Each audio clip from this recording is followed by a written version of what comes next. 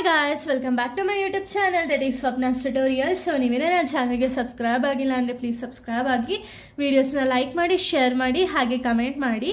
So ಈ ಒಂದು ವಿಡಿಯೋದಲ್ಲಿ ನಾನು ಸೆಕೆಂಡ್ ಸೆಮ್ BComನ ಅಡ್ವಾನ್ಸ್ ಫಿನಾನ್ಷಿಯಲ್ ಅಕೌಂಟಿಂಗ್ ಸಬ್ಜೆಕ್ಟ್ನ ಎಕ್ಸ್ಪ್ಲೈನ್ ಮಾಡ್ತಿದ್ದೀನಿ. ಇದರಲ್ಲಿ ಪಾರ್ಟ್ 7th ವಿಡಿಯೋನ ಎಕ್ಸ್ಪ್ಲೈನ್ ಮಾಡ್ತಿದ್ದೀನಿ. ಆಲ್ರೆಡಿ ನಾನು ಪಾರ್ಟ್ 1 to 6 ಆಲ್ರೆಡಿ ಎಕ್ಸ್ಪ್ಲೈನ್ ಮಾಡಿ ಅಪ್ಲೋಡ್ ಮಾಡಿದ್ದೀನಿ. ಸೊ ಯಾರ್ಯಾರೆಲ್ಲ ಆ ವಿಡಿಯೋಸ್ನ ನೋಡಿಲ್ವೋ ಒಂದ್ಸತಿ ಆ ವಿಡಿಯೋಸ್ನ ನೋಡ್ಕೊಂಡು ಬಂದು ಈ ಒಂದು ವಿಡಿಯೋನ ನೋಡಿ, ಬಿಕಾಸ್ ನಿಮಗೆ ಕಂಟಿನ್ಯೂಷನ್ ಅನ್ನೋದು ಪ್ರಾಪರಾಗಿ ಸಿಗುತ್ತೆ ಅನ್ನೋ ಒಂದು ರೀಸನಿಂದ. ಸೊ AFA ಚಾಪ್ಟರ್ 1 ಬಂದ್ಬಿಟ್ಟು accounting for limited liability partnership ಅಂತ ಹೇಳಿ. ಸೊ ಈ ಒಂದು ಟಾಪಿಕ್ನ ನಾನು ಪ್ರೀವಿಯಸ್ ವಿಡಿಯೋದಲ್ಲಿ ನಾನು P&L ಅಕೌಂಟ್ ಸ್ಟೇಟ್ಮೆಂಟ್ನ ಎಕ್ಸ್ಪ್ಲೈನ್ ಮಾಡಿದೆ. ಓಕೆನಾ? ಈ ಒಂದು ವಿಡಿಯೋದಲ್ಲಿ ಬ್ಯಾಲೆನ್ಸ್ ಶೀಟ್ ಫಾರ್ಮ್ಯಾಟ್ನ ಕಲ್ತ್ಕೊಳ್ಳೋಣ. ಬಿಕಾಸ್ ನಿಮಗೆ 12 ಆಗಿರ್ಬೋದು 14 ಮಾರ್ಕ್ಸ್ಗಾಗಿರ್ಬೋದು P&L ಅಕೌಂಟ್ ಮತ್ತು ಬ್ಯಾಲೆನ್ಸ್ ಶೀಟ್ ಎರಡನ್ನೂ ಕಂಬೈನ್ ಮಾಡಿ ಕೊಡ್ತಾರೆ. ಓಕೆನಾ? ಆಲ್ರೆಡಿ ನಾನು ಪ್ರಾಫಿಟ್ ಆ್ಯಂಡ್ ಲಾಸ್ ಅಕೌಂಟ್ ಸ್ಟೇಟ್ಮೆಂಟ್ನ ಪ್ರಾಬ್ಲಮ್ಸ್ನ ಎಕ್ಸ್ಪ್ಲೈನ್ ಮಾಡಿದ್ದೀನಿ. ಸೊ ಈ ಒಂದು ವಿಡಿಯೋದಲ್ಲಿ ಫಸ್ಟ್ ಬ್ಯಾಲೆನ್ಸ್ ಶೀಟ್ ಫಾರ್ಮ್ಯಾಟ್ನ ನೋಡಿಕೊಂಡು ನೆಕ್ಸ್ಟ್ ವಿಡಿಯೋದಲ್ಲಿ ನಾನು ಬ್ಯಾಲೆನ್ಸ್ ಶೀಟ್ ರಿಲೇಟೆಡ್ ಒಂದೆರಡು ಪ್ರಾಬ್ಲಮ್ನ ಸಾಲ್ವ್ ಮಾಡಿ ಅದಾದಮೇಲೆ 14 ಮಾರ್ಕ್ಸ್ 12 ಮಾರ್ಕ್ಸ್ ಪ್ರಾಬ್ಲಮ್ಸ್ಗೆ ಹೋಗೋಣ. ಓಕೆನಾ? ಸೊ ಬ್ಯಾಲೆನ್ಸ್ ಶೀಟ್ ಫಾರ್ಮ್ಯಾಟ್ನ ನಾವು ನೋಡೋದಾದರೆ ಫಸ್ಟ್ ನಾವೇನು ಬರೀಬೇಕು ಅಂದರೆ ಈ ಒಂದು ಹೆಡ್ಡಿಂಗು ಕಂಪಲ್ಸರಿ ನೀವು ಬರೀಲೇಬೇಕು. ಸ್ಟೇಟ್ಮೆಂಟ್ಗಾಗಿರ್ಬೋದು ಅಥವಾ ಈ ಒಂದು ಬ್ಯಾಲೆನ್ಸ್ ಶೀಟ್ಗಾಗಿರ್ಬೋದು ಕಂಪಲ್ಸರಿ ಇರಲೇಬೇಕು. ಓಕೆನಾ? ಸೊ ಇಲ್ಲ ಅಂದರೆ ನಿಮ್ಗೆ ಏನು ಇಶ್ಯೂ ಆಗಲ್ಲ, ಮಾರ್ಕ್ಸ್ ಕಟ್ ಆಗುತ್ತೆ. ಸೊ ಅದಕ್ಕೆ ನನ್ನ ಸಜೆಷನ್ ಏನು ಅಂದರೆ ಈ ಒಂದು ಹೆಡ್ಡಿಂಗ್ಗಳನ್ನ ಸೀರಿಯಸ್ ಆಗಿ ಬರೀರಿ. ಓಕೆನಾ? ಸೊ ನೋಡಿ, statement of balance sheet, name of the LLP ಅಂದರೆ ಕಂಪ್ನಿ ನೇಮ್ ಇರುತ್ತೆ, ಕಂಪ್ನಿ ನೇಮ್ ಬರೀತೀರಾ. Balance sheet as on the year ending 2024 25 ಆ ಥರ ಏನು ಕೊಟ್ಟಿರ್ತಾರೋ ಅದನ್ನು ಬರೀತೀರಾ. ಓಕೆನಾ? ಈಗ ಫಾರ್ಮೆಟ್ನ ನಾವು ನೋಡೋದಾದ್ರೆ ಪರ್ಟಿಕ್ಯುಲರ್ಸ್ ರುಪೀಸ್ ಅಂತ ಹೇಳಿ 2 ಕಾಲಮ್ಸ್ ಬರುತ್ತೆ.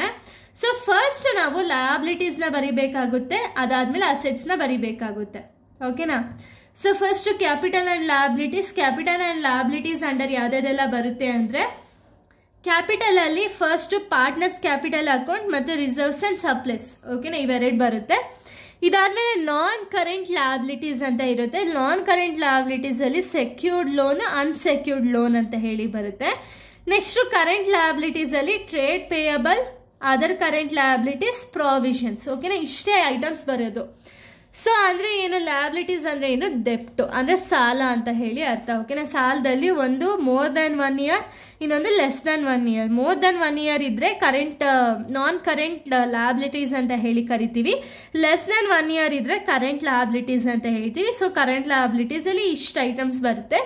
ಇಷ್ಟು ಎಕ್ಸ್ಪೆನ್ಸಸ್ನ ನಾವು ಮೈನಸ್ ಅಂದರೆ ಟೋಟಲ್ ಮಾಡಿದಾಗ ನಮಗೆ total liabilities and capital amount ಸಿಗುತ್ತೆ.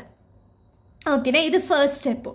ಸೆಕೆಂಡ್ ಸ್ಟೆಪ್ ಏನು, ನಮ್ಮ ಹತ್ರ ಇರೋ ಅಂಥ ಅಸೆಟ್ಸ್ನ ಬರೀಬೇಕಾಗುತ್ತೆ. ಅಸೆಟ್ಸ್ ಯಾವ್ದಾದ್ರು ಇರುತ್ತೆ, ನಾನ್ ಕರೆಂಟ್ ಅಸೆಟ್ಸು, ಕರೆಂಟ್ ಅಸೆಟ್ಸ್ ಅಂತ ಹೇಳಿ 2 ಟೈಪ್ಸ್. ನಾನ್ ಕರೆಂಟ್ ಅಸೆಟ್ಸ್ ಅನ್ನೋ ಏನು, ಮೋರ್ ದ್ಯಾನ್ 1 ಇಯರ್ ನಾವು ಯೂಸ್ ಮಾಡೋದನ್ನ ನಾನ್ ಕರೆಂಟ್ ಅಸೆಟ್ಸ್ ಅಂತೀವಿ. ಲೆಸ್ ದ್ಯಾನ್ 1 ಇಯರ್ನ ನಾವು ಯೂಸ್ ಮಾಡುವಂಥ ಐಟಮ್ಸ್ನ ಕರೆಂಟ್ ಅಸೆಟ್ಸ್ ಅಂತೀವಿ. ಸೊ ನಾನ್ ಕರೆಂಟ್ ಅಸೆಟ್ಸ್ ಬಂದ್ಬಿಟ್ಟು ಟ್ಯಾಂಜಿಬಲ್ ಅಸೆಟ್ಸು, ಇಂಟ್ಯಾಂಜಿಬಲ್ ಅಸೆಟ್ಸು.